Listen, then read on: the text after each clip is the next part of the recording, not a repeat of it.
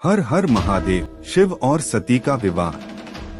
दक्ष प्रजापति की कई पुत्रियां थीं। सभी पुत्रियां गुणवती थीं। फिर भी दक्ष के मन में संतोष नहीं था। वे चाहते थे उनके घर में एक ऐसी पुत्री का जन्म हो जो सर्व शक्ति संपन्न हो एवं सर्व विज्ञानी हो, जिसके कारण दक्ष एक ऐसी ही पुत्री के लिए तप करने लगे।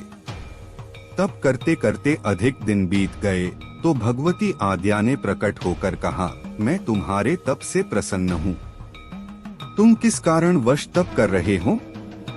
दक्ष ने तप करने का कारण बताए तो माँ बोली, मैं स्वयं पुत्री रूप में तुम्हारे यहाँ जन्म धारण करूंगी। मेरा नाम होगा सती। मैं सती के रूप में जन्म लेकर अपनी लीलाओं का विस्तार करूंगी। फलतः भगवती आद्या ने सती रूप में दक्ष के यहाँ जन्म लिया।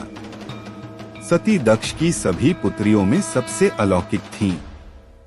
सती ने बाल्य अवस्था में ही कई ऐसे अलौकिक आश्चर्यचलित करने वाले कार्य कर दिखाए थे, जिन्हें देखकर स्वयं दक्ष को भी विस्मयता होती रहती थी। जब सती विवाह योग्य हो गई तो दक्ष को उनके लिए वर की चिंता होने लगी। उन्होंने ब्रह्मा जी से इस विषय में परामर्श किया। ब्रह्मा जी ने कहा, सती आद्या का अवतार हैं। आद्या आदि शक्ति और शिव आदि पुरुष हैं। अतः सती के विवाह के लिए शिव ही योग्य और उचित वर हैं। दक्ष ने ब्रह्मा जी की बात मानकर सती का विवाह भगवान शिव के साथ कर दिया।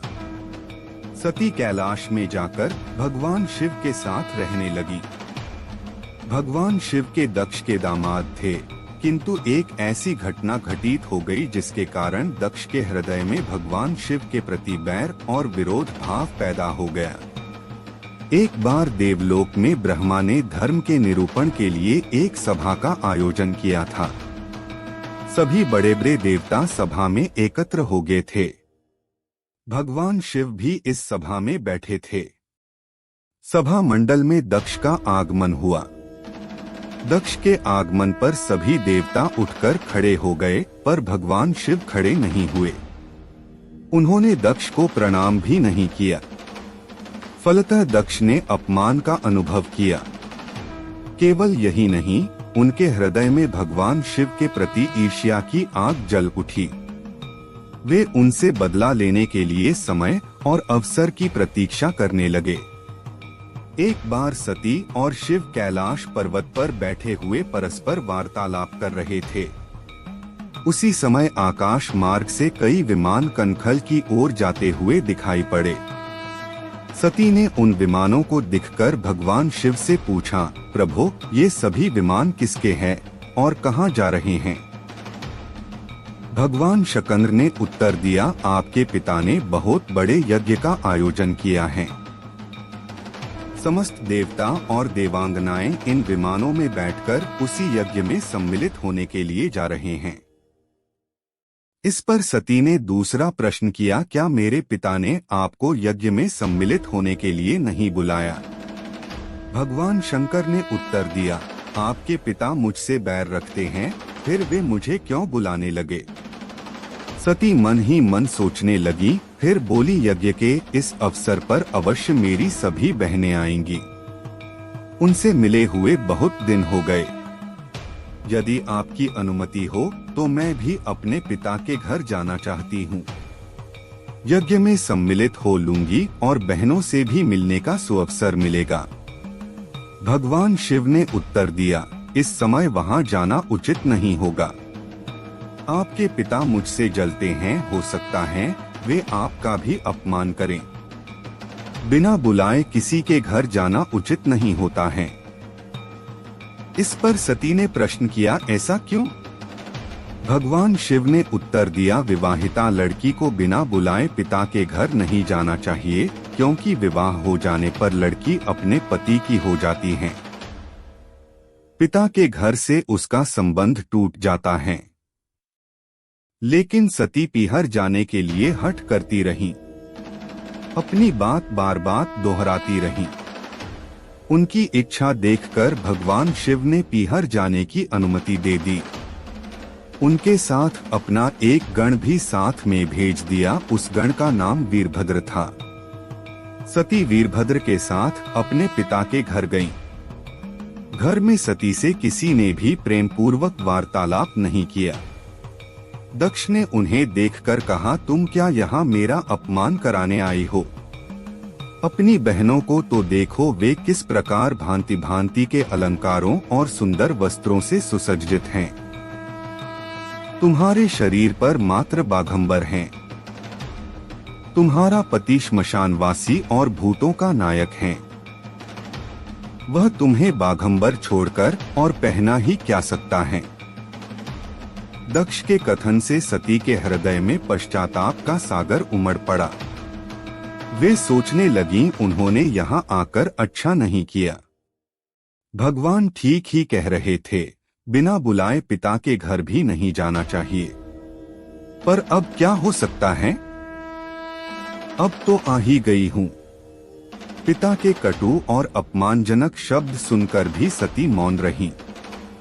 वे उस यज्ञमंडल में गईं जहां सभी देवता और ऋषिमुनि बैठे थे तथा यज्ञ कुंड में धू धू करती जलती हुई अग्नि में आहुतियां डाली जा रही थीं। सती ने यज्ञमंडप में सभी देवताओं के तो भाग देखे, किंतु भगवान शिव का भाग नहीं देखा। वे भगवान शिव का भाग न देखकर अपने पिता से बोली, पितृश्रेष्ठ, यज्ञ में तो सबके भाग दिखाई पड़ रहे हैं, किंतु कैलाशपति का भाग नहीं है। आपने उनका भाग क्यों नहीं रखा? दक्ष ने गर्व से उत्तर दिया, मैं तुम्हारे पति शिव को देवता नहीं समझता। वह तो भूतों का स्वामी, नग्न रहने वाला और हड्डियों की माला धारण करने वाला है। वह देवताओं की पंक्ति में बैठने योग्य नहीं है। उसे कौन भाग देगा? सती के नेत्र लाल हो उठे। उनकी भौहें कुटिल हो गईं। उनका मुखमंडल प्रलय के सूर्य की भांति तेजोद्दीप्त हो उठा। उन्होंने पीड़ा से तिलमिलाते हुए कहा, ओह, मैं इन शब्दों को कैसे सुन रही हूँ, मुझे धिक्कार है। देवताओं, तुम्हें भी धिक्कार है। तुम भी उन कैलाशपति के लिए इन शब्दों को कैसे सुन रहे हो जो मंगल के प्रतीक हैं और जो क्षण मात्र में संपूर्ण सृष्टि को नष्ट करने की शक्ति रखते हैं। वे मेरे स्वामी हैं। नारी के लिए उसका पति ही स्वर्ग होता है। जो नारी अपने पति के लिए अपमानजनक शब्दों को सुनती है, उसे नरक में जाना पड़ता है। पृथ्वी सुनो, आकाश सुनो और देवताओं, तुम भी सुनो, मेरे पिता ने मेरे स्वामी का अपमान किया है। मैं अब एक क्षण भी जीवित रहना नहीं चाहती। सती अपने कथन को समाप्त करती हुई यज्ञ के कुंड में कूद पड़ी। जलती हुई आहुतियों के साथ उनका शरीर भी जलने लगा। यज्ञ मंडप में खलबली पैदा हो गई, हाहाकार मच गया। देवता उठकर खड़े हो गए। वीरभद्र क्रोध से कांप उठे। वे उछल कर यज्ञ का विध्वंस करने लगे। यज्ञ मंडप में भगदड़ मच गई। देवता और ऋषिमुनि भाग खड़े हुए। वीरभद्र ने देखते ही देखते दक्ष का मस्तक काटकर फेंक दिया। समाचार भगवान शिव के कानों में भी पड़ा। वे प्रचंड आंधी की भांति कनखल जा पहुँचे। सती के जले हुए शरीर को देखकर भगवान शिव ने अपने आप को भूल गए। सती के प्रेम और उनकी भक्ति ने शंकर के मन को व्याकुल कर दिया। उन शंकर के मन को व्याकुल कर दिया जिन्होंने काम पर भी विजय प्राप्त की थी और जो सारी सृष्टि को नष्ट करने की क्षमता रखते थे। वे सती के प्रेम में खो गए, बेसुध हो गए। भगवान शिव ने उन्मत्त की भांति सती के जले हुए शरीर को कंधे पर रख लिया। वे सभी दिशाओं में भ्रमण करने लगे। शिव और सती के इस अलौकिक प्रेम को देखकर पृथ्वी रुक गई, हवा रुक गई, जल का प्रवाह ठहर गया और रुक गईं देवताओं की सांसें। सृष्टि व्याकुल हो उठी। सृष्टि के प्राणी पुकारने लगे, पाहिमाम पाहिमाम। भयानक संकट उपस्थित देखकर सृष्टि के पालक भगवान विष्णु आगे बढ़े। वे भगवान शिव की बेसुधी में अपने चक्र से सती के एक एक अंग को काट काट कर गिराने लगे। धरती पर 51 स्थानों में सती के अंग कट कट कर गिरे। जब सती के सारे अंग कट कर गिर गए तो भगवान शिव पुनः अपने आप में आए।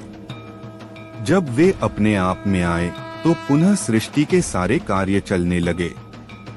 धरती पर जिन 51 स्थानों में सती के अंग कट कट कर गिरे थे, वे ही स्थान आज शक्ति के पीठ स्थान माने जाते हैं। आज भी उन स्थानों में सती का पूजन होता है, उपासना होती है।